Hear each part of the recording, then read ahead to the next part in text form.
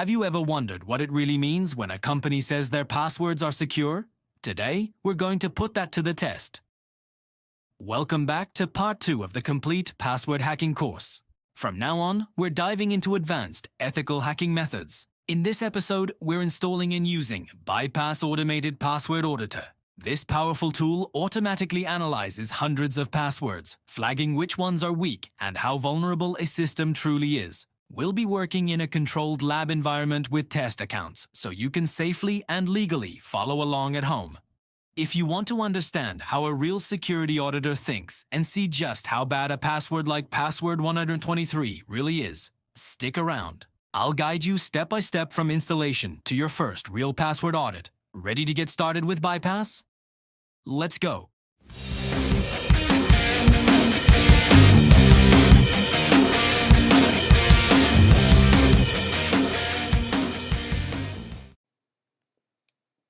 Here we're going to install Bypass with the default options. To start, go out to the Bypass repository. It's out on GitHub. And one of the easiest ways to find it is just to search for GitHub and Bypass. Bypass is spelled B-Y-E-P-A-S-S.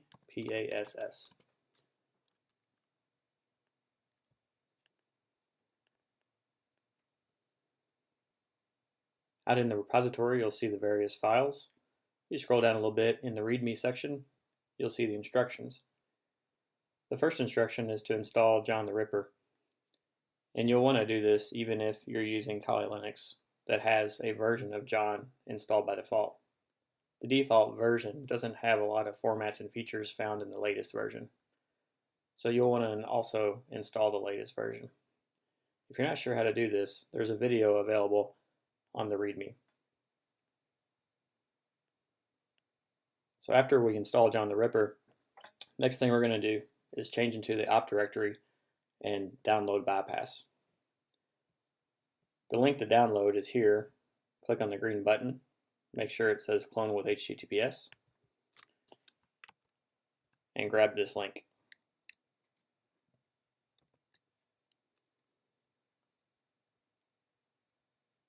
You can follow the instructions in the script here, but we'll go ahead and walk through them step by step.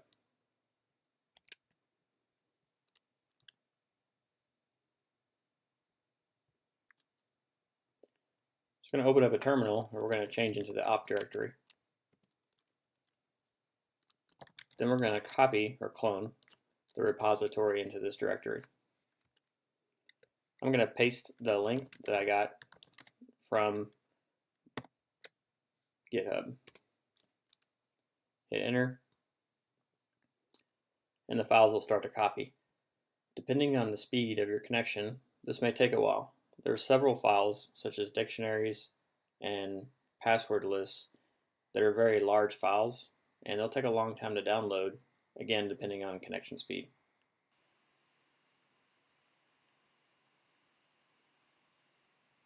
Once the download is complete, we're going to change into the new directory. And then go down one more level into the dictionaries for the passwords. And inside of there you'll see there's 3 zip files, and we'll put those back together. In future versions there may be more or less zip files, just depending on how many passwords there are inside of the password list. So to put these back together, we'll just use the cat command.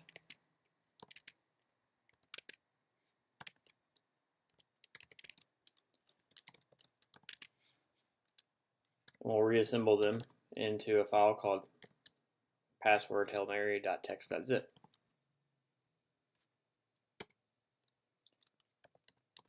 Now that the 3 zip files have been recombined into one, we can unzip them.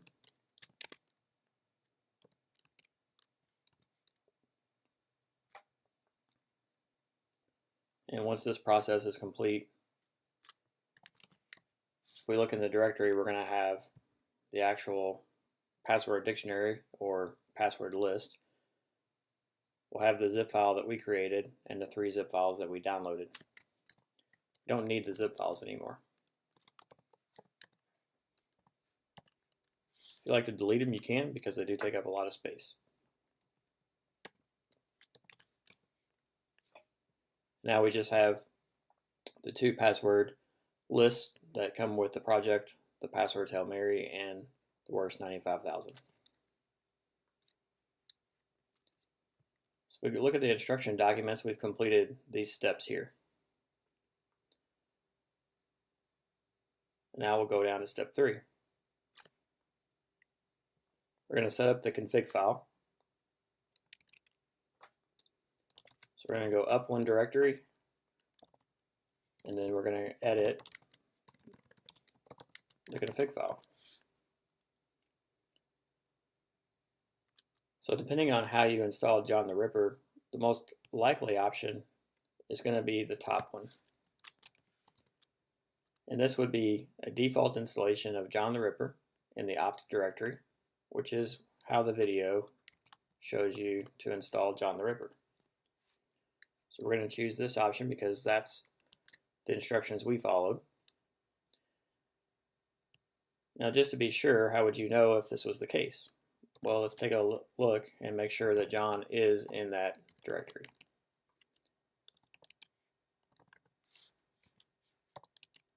So if we do an ls or even an lslah, we can see that the binary John is installed in this directory, opt John the Ripper run.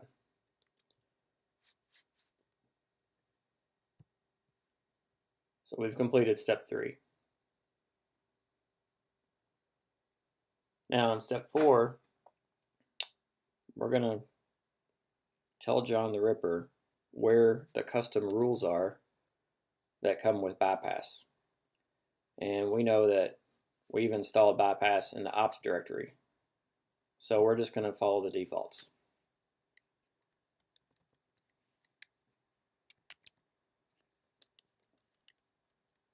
So we're going to edit the config file that came with John the Ripper.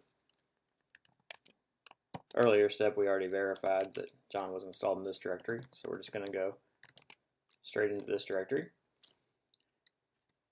Now you could put these include lines almost anywhere in the file, as long as you don't interrupt the config file that's already there. But I like to put them with other include files, so I like to search for include and then look for some other includes that come with the project. And then you can pick the spot that you would like to include them. A comment can help you find your lines that you've added later on.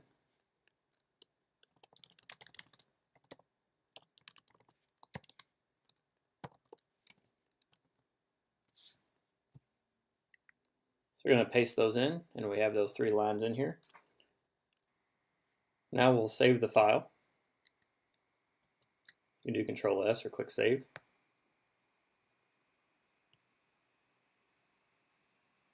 And so we've completed step 4.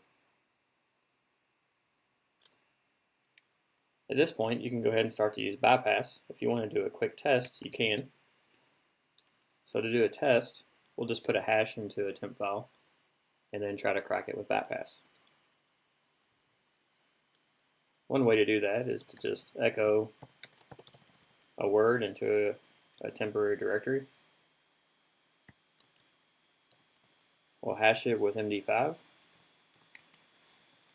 You'll notice that the MD5 sum prints the name of the file that was hashed, in this case standard in or dash. To take that off, we'll use the cut command. Notice there's a space after the backslash. And this will take the hyphen off at the end. So now we can send that into a temp file.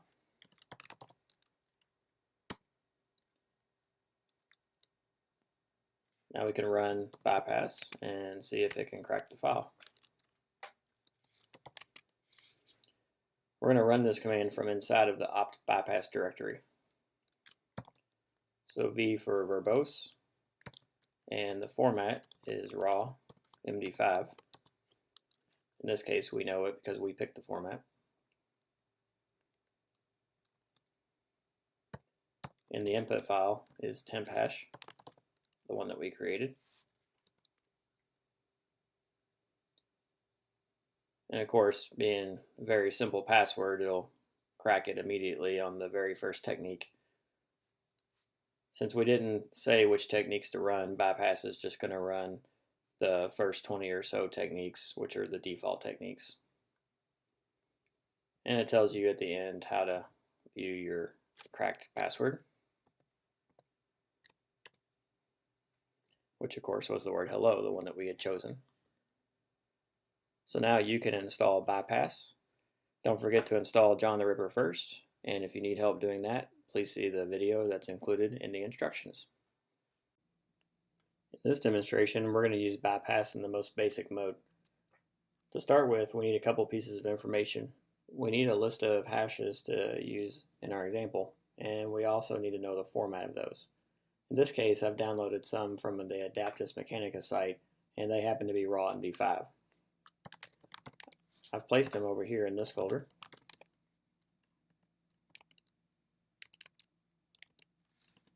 So we're going to use these. Folks who are new to using John often get hung up on the formats. A good way to know what the keyword is that John uses for a certain type of format is just to list the formats out. In this case, we have John the Ripper installed in op directory per the instructions for Bypass. John has a command list that can list different types of information about how the program is configured or set up, or about the environment. So I'm going to use John -- list equals formats just to see a list of the formats.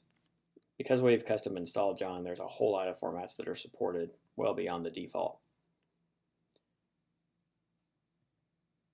Raw MD5 is the format used for raw MD5 files. If you need help installing John, see the Bypass page on GitHub and look at the README. There's a link to a video tutorial that explains how to install the prerequisites and the program itself. There are other videos that explain how to install Bypass. If you've done all that, we're now ready to do the example. So first we're going to type Python free and then Bypass, name of the program. We're going to use -v for verbose to get more information back as the program is running. -f for format, and again we're using raw MD5. And then we'll use -i to specify the file name. A little bit of a tip is you can use tab completion if you first show the name of the file. So we're going to use lab files, and then we were going to use the level 3. Now I can go back and add the -i in. So now we're ready to run the default technique of technique 1. Again, the reason that it's using the default technique of technique 1 is because we didn't specify any technique at all. An equivalent would have been to use -t1, which would indicate using technique 1. Inside of this technique is right around 20 different modes. Modes are ways of testing the hashes. So as an example, in mode 1, it's going to use a list of words and some rules that it applies to those words to see if it can find any matches. And so far, we can look at the progress by seeing how many passwords were cracked at the end of the mode. So for mode number 1, there was about 11,000 hashes. Then it moved on to mode number 2, and so on. And as we go down, we can see that the different modes have the ability to crack different hash types. And this is going to be totally different depending on the list of hashes that you have. Some of the techniques use lists of passwords. They're already known that it compares against the hashes, but most of the techniques use some kind of a dictionary combined with rules that mangle the words in the dictionary to make lots of different tries. Once Bypass finishes, you'll see a summary at the end, assuming that you use the -v switch. So here we see that the total duration was around 4 minutes.